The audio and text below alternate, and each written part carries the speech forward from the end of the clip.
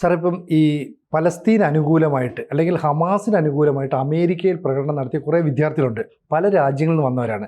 അവർക്കെതിരെ ഇപ്പോൾ ട്രംപ് നടപടിയെടുക്കാൻ പോകുന്നു എന്ന് പറഞ്ഞാൽ വിസ പോലും റദ്ദാക്കപ്പെടുമെന്നാണ് കേൾക്കുന്നത്. അതെ അതെ, അത് അങ്ങനെ ഒരു എക്സിക്യൂട്ടീവ് ഓർഡർ മറ്റേ ട്രംപ് ഒപ്പുവെച്ചിട്ടുണ്ട്. അതായത് ഈ പല ക്യാമ്പസുകളുണ്ടല്ലോ, ഈ യൂണിവേഴ്സിറ്റി അല്ലേ, സെക്കുലറിസ്റ്റുകളുള്ള ക്യാമ്പസുകൾ, പ്രത്യേകിച്ച് ഈ കൊളംബിയ യൂണിവേഴ്സിറ്റി, അവിടെയൊക്കെ ഈ ഹമാസിന് അനുകൂലമായിട്ടേ മറ്റേ ആക്രമണം നടന്നില്ലേ ഒക്ടോബർ 7. അതിനുശേഷം ഈ ഇസ്രയേല് തിരിച്ചടിക്കുന്നുണ്ട്. അപ്പൊ ഇസ്രയേലിനെതിരായിട്ട് ഹമാസിന് അനുകൂലമായിട്ട് ഈ കേരളത്തിലൊക്കെ പല സ്ഥലത്തും നടന്നിരുന്നില്ലേ ഇന്തിഫദ എന്നൊക്കെ പറഞ്ഞിട്ട്. അപ്പൊ അങ്ങനെ പല ക്യാമ്പസുകളിലും ഈ സെക്കുലർ വിദ്യാർത്ഥികൾ പ്രകടനം നടത്തിയിട്ടുണ്ട്. അപ്പോൾ അവരുടെയൊക്കെ വിവരങ്ങൾ ഈ കേസ് ആ കാലത്തൊക്കെ ചാർജ് ചെയ്തിട്ടുണ്ടാവും, പല കേസുകളും. അപ്പോൾ അറ്റോർണിമാരോടൊക്കെ ആ കേസിന്റെ ഡീറ്റെയിൽസ് ഒക്കെ നോക്കിയിട്ട് 60 ദിവസത്തിൻ്റെ ഉള്ളിൽ ആ വിദ്യാർത്ഥികളുടെയൊക്കെ പേര് വൈറ്റ് ഹൗസിന് റിപ്പോർട്ട് ചെയ്യാനായിട്ട് പറഞ്ഞിട്ടുണ്ട് എക്സിക്യൂട്ടീവ് ഓർഡറിൽ. ഇത് ആൻറ്റിസെമിറ്റിസം, അതായത് ജൂതവിരോധം, ആ ജൂതവിരോധത്തിന് ചെറുക്കാൻ വേണ്ടിയിട്ടുള്ള നടപടികളുടെ ഭാഗമാണ്, ജൂതവിരോധത്തിനെതിരെ പോരാടാനുള്ള നടപടികളുടെ ഭാഗമാണ് എന്ന് പറഞ്ഞിട്ടുണ്ട്. നോൺ സിറ്റിസൺ കോളേജ് സ്റ്റുഡൻസ് അവരെയാണ് പുറത്താക്കാൻ പോകുന്നു എന്ന് പറയുന്നത്. അതായത് അമേരിക്കക്കാരല്ല, അതായത് അമേരിക്കൻ പൗരത്വം ഇല്ലാതെ ഈ പഠിക്കാനുള്ള വിസ കിട്ടിയിട്ട് പോയിട്ടുണ്ടാവുമല്ലോ, സ്റ്റുഡന്റ് വിസ, F1 വിസ, അങ്ങനെ പോയിട്ടുള്ള ആളുകളെയാണ് പുറത്താക്കുന്നത്. പഠിക്കാനുള്ള വിസയിൽ പോയിരിക്കുന്ന F1 വിസയിലൊക്കെ പോയിരിക്കുന്നവരെയാണ് പുറത്താക്കാനായിട്ട് തീരുമാനിച്ചിരിക്കുന്നത്, പലസ്തീൻ അനുകൂല പ്രതിഷേധങ്ങളിൽ പങ്കെടുത്തവർ. അപ്പോൾ ഒരു F1 വിസയിൽ പോയിരിക്കുന്ന 29 വയസ്സുള്ള ഒരു വിദ്യാർത്ഥിനിയുമായിട്ട് ഒരു ഇന്ത്യൻ പത്രം സംസാരിച്ചിരുന്നു. അപ്പോൾ ആ പെൺകുട്ടി പറയുന്നത് എന്താണെന്ന് വെച്ച് കഴിഞ്ഞാൽ അവരുടെ സോഷ്യൽ മീഡിയ ഹാൻഡിൽസ് ഉണ്ടല്ലോ, എക്സോ, ഫേസ്ബുക്കോ, ഇൻസ്റ്റയോ ഒക്കെ, അത് മുഴുവൻ തിരിച്ചു പോയിട്ട് ഒക്ടോബർ 7 വരെ തിരിച്ചു പോയിട്ട് അനുകൂലമായിട്ടുണ്ടായിരുന്ന പോസ്റ്റുകൾ മുഴുവൻ ഡിലീറ്റ് ചെയ്തു എന്നാ കുട്ടി പറഞ്ഞിട്ടുണ്ട്. പേടിക്കുന്നു, അത് മുഴുവൻ എടുത്ത് കളയുകയാണ് എന്ന് അവർ പറഞ്ഞു, അവർ നീക്കി എന്ന് പറഞ്ഞു. പിന്നെ ഈ ഓർഡറിൽ പറഞ്ഞിട്ടുണ്ട് ഈ ഭീകരന്മാര് അവരുടെ ഭീഷണികൾ, കൊള്ള, പിന്നെ വാൻഡലിസം, അതായത് അതിക്രമങ്ങൾ, പിള്ളേരെല്ലാം അതും ഇതൊക്കെ കാണിക്കുമല്ലോ, കല്ലേറ് തുടങ്ങിയ പരിപാടികളൊക്കെ, അത് പിന്നെ അമേരിക്കൻ ജൂതന്മാർക്കെതിരായ ആക്രമണങ്ങൾ, ഇങ്ങനെയൊക്കെ ചെയ്തിരിക്കുന്നവരെയൊക്കെ കൈകാര്യം ചെയ്യും. പിന്നെ explosion of ആൻറ്റിസെമിറ്റിസം on campuses and streets എന്ന് പറഞ്ഞിട്ടുണ്ട്.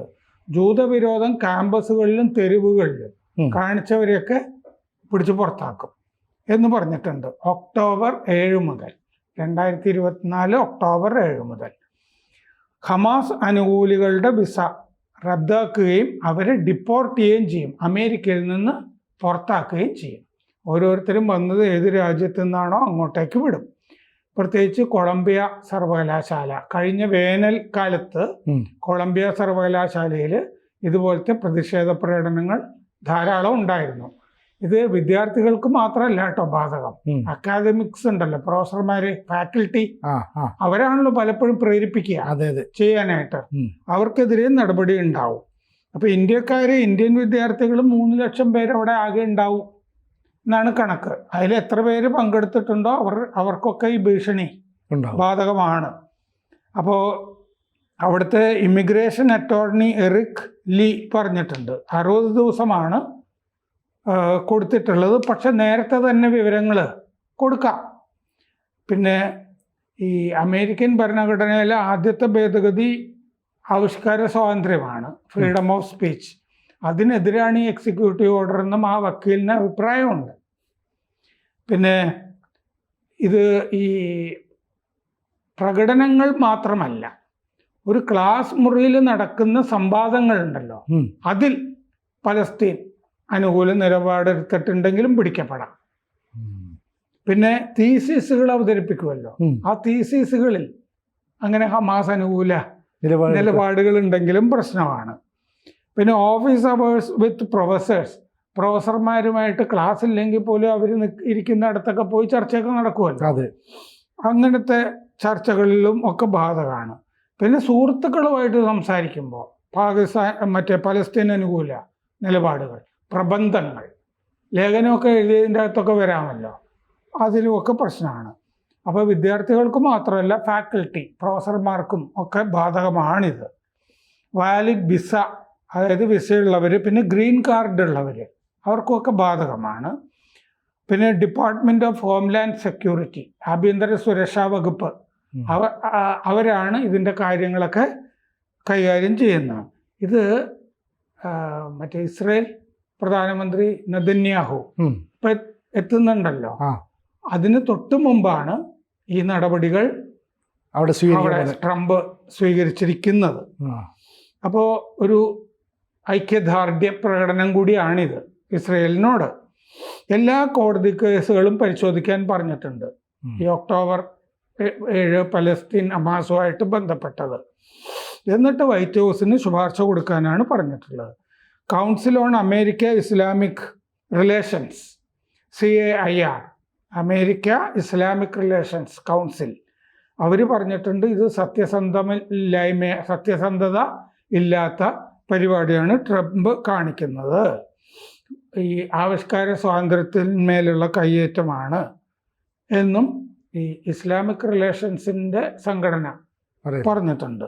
അറ്റോർണി ജനറൽമാർ ഈ K-12 സ്കൂൾസിനെ പറ്റി ഉള്ള ഈ വിശകലനങ്ങളൊക്കെ കൊടുക്കാൻ പറഞ്ഞിട്ടുണ്ട്. പിന്നെ അമേരിക്കൻ ജൂയിഷ് കമ്മിറ്റി, അവർ ഈ എക്സിക്യൂട്ടീവ് ഓർഡറിനെ സ്വാഗതം ചെയ്തിട്ടുണ്ട്.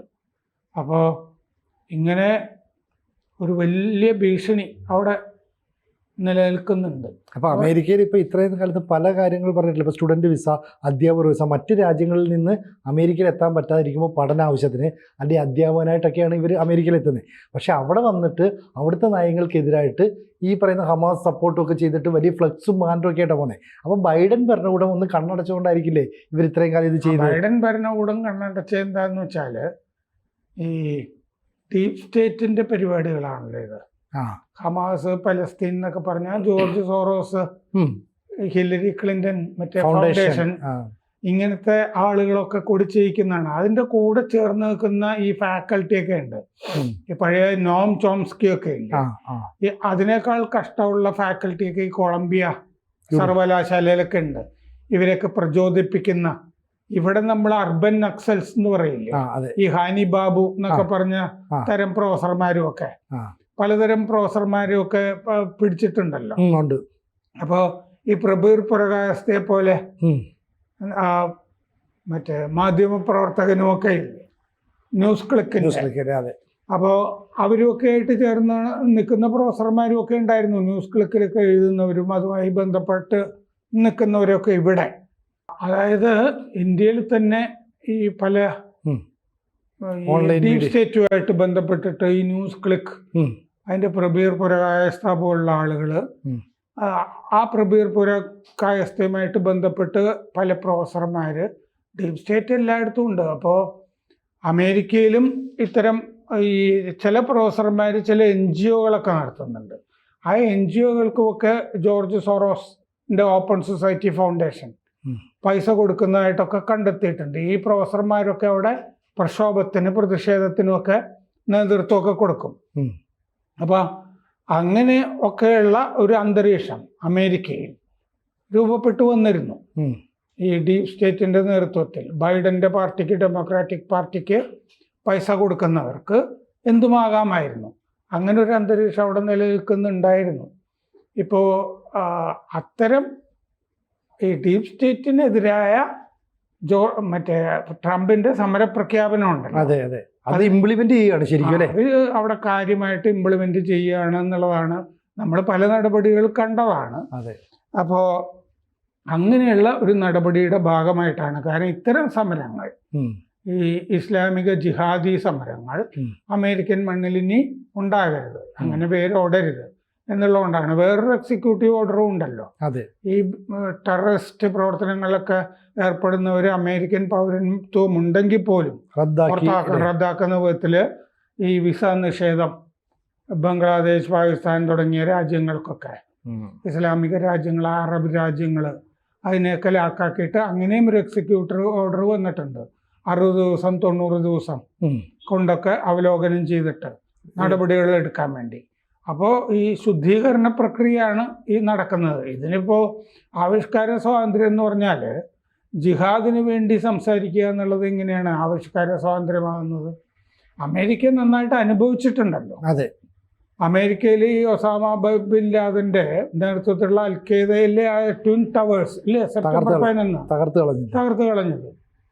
അപ്പോൾ അമേരിക്കയിലെ ഒരു നഗരം തന്നെ ജിഹാദികളുടേതായിട്ട് മാറിയിട്ടുണ്ട് ഈ ഡീപ് സ്റ്റേറ്റിൻ്റെ ഈ ഭരണകാലത്ത്. അപ്പോൾ അതുകൊണ്ട് ഇതൊക്കെ വേരെറുക്കുക എന്നുള്ള നടപടിയുടെ ഭാഗമായിട്ടാണ് വരുന്നത്. ഇതിലിപ്പോൾ ട്രംപ് വരുമ്പോൾ ഈ നടപടി കാണുമ്പോൾ ട്രംപിന് ഒരു സന്തോഷമാകുമല്ലോ അല്ലേ? ട്രംപിനെ കാണാൻ നെതന്യാഹു വരുമ്പോൾ നെതന്യാഹുവിന് വലിയ സന്തോഷമായിരിക്കുമല്ലോ. കാരണം ആ സഹകരണം കുറച്ചുകൂടി ആഴത്തിലുള്ളതാണ്. ഇനി അവിടെ ഗാസ പുനർനിർമ്മാണം നടത്താനായിട്ട് ഉണ്ട്. ഒരുപാട് കാര്യങ്ങൾ റിയൽ എസ്റ്റേറ്റുമായിട്ട് ബന്ധപ്പെട്ടുമൊക്കെ ട്രംപിന് ചർച്ച ചെയ്യാനുണ്ടാവും. ഇതിൻ്റെ അകത്ത് ഇപ്പോൾ ഇന്ത്യക്കാരായ കുട്ടികളും ഒക്കെ ഒന്നാമത് പഠിക്കാൻ പോയാൽ പഠിക്കുകയാണല്ലോ ചെയ്യേണ്ടത്. അതെ. അല്ലാതെ പലസ്തീനെ നന്നാക്കുക എന്നുള്ള പരിപാടിയല്ലല്ലോ ചെയ്യേണ്ടത്. ഹമാസ് ആണെങ്കിൽ ഭീകര സംഘവുമാണ്. അപ്പോൾ ഇതിലിപ്പോൾ എത്ര ഇന്ത്യക്കാരായ കുട്ടികളൊക്കെ ഉണ്ടാകാം. 3 ലക്ഷം കുട്ടികൾ പഠിക്കുന്നുണ്ട്.